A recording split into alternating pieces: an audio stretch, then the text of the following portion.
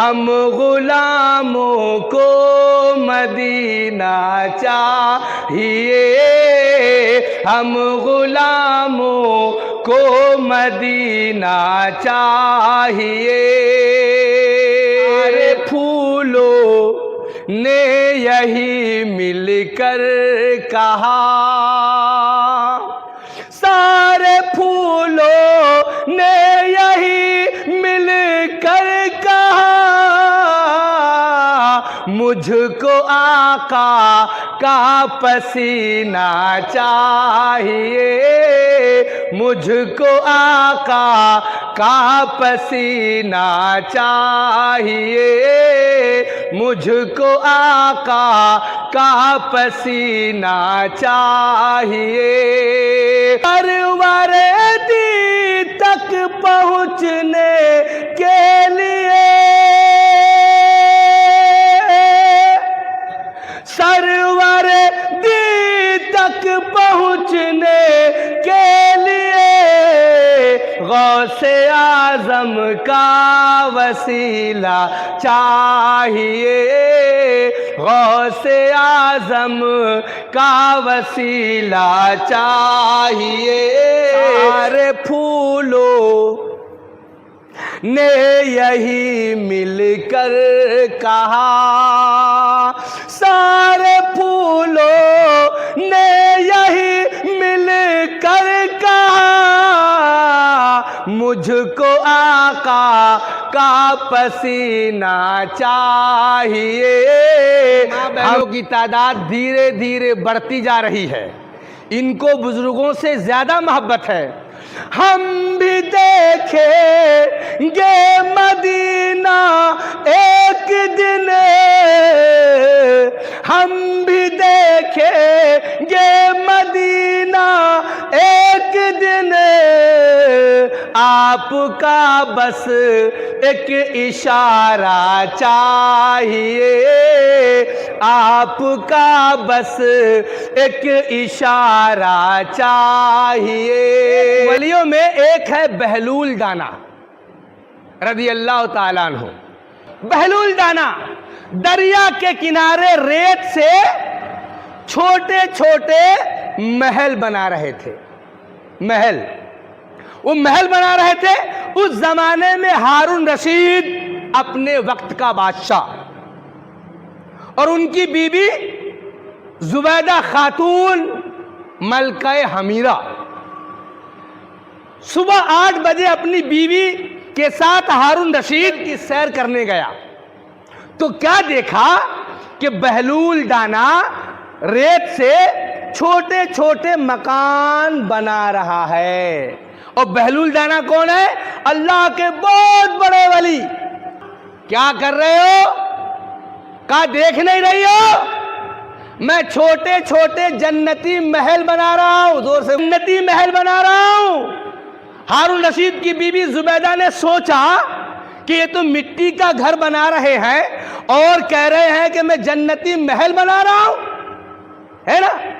जुबैदा ने कहा बाबा ये बेचने के हैं? कहा बिल्कुल, आप खरीदोगे तो मैं बेचने को तैयार हूं। कहा बाबा बताओ कि इस जो है मिट्टी के महल की कीमत क्या है? कहा 1 रुपया। क्या कहा?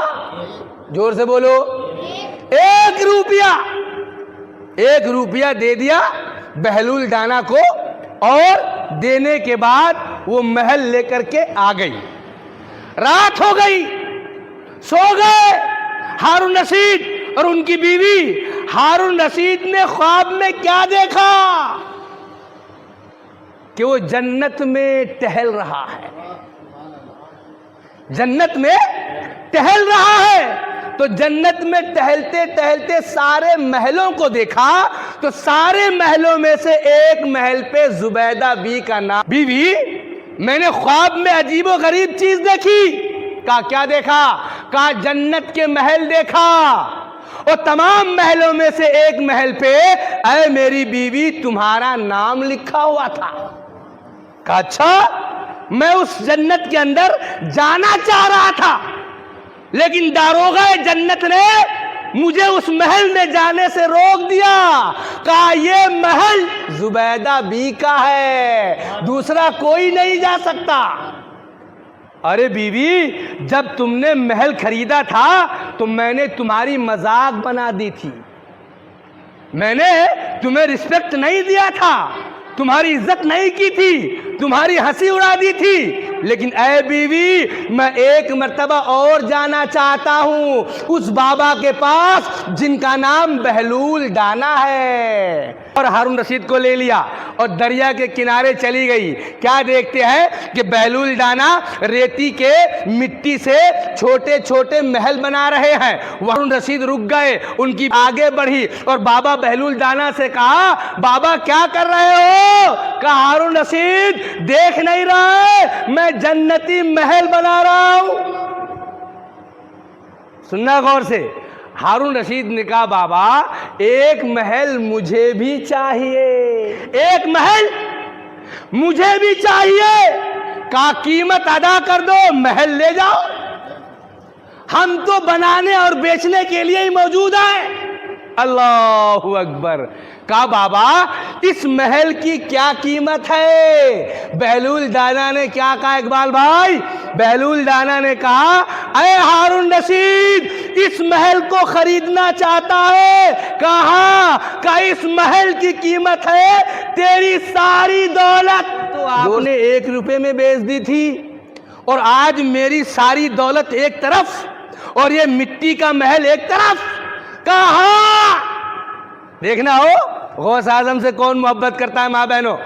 क्या कहा? हाँ हाँ। कहा, ओ बाबा कैसे? कल 1 रुपए, आज सारी प्रॉपर्टी, सारी बादशाहत, सारी दौलत। अब बाबा बहलूल दाना कहते हैं, सुन हारून रशीद, कल जो उसने खरीदा था जुबैदा ने बगैर देखे खरीदा था। जोर से बोलो, बगैर देखे खरीदा था। और ऐ हारून रशीद, तू जो खरीदने आया है जन्नत को देख करके खरीद रहा है, इसीलिए तेरी पूरी सल्तनत इस महल की कीमत है। मालूम ये हुआ, पता ये चला कि बहलूल दाना गौस आजम के गुलाम है, गौस आजम के मुरीद है, गौस आजम के चाहने वाले हैं। जब गौस आजम के गुलाम का ये आलम है तो गौसे पाक का आलम क्या होगा?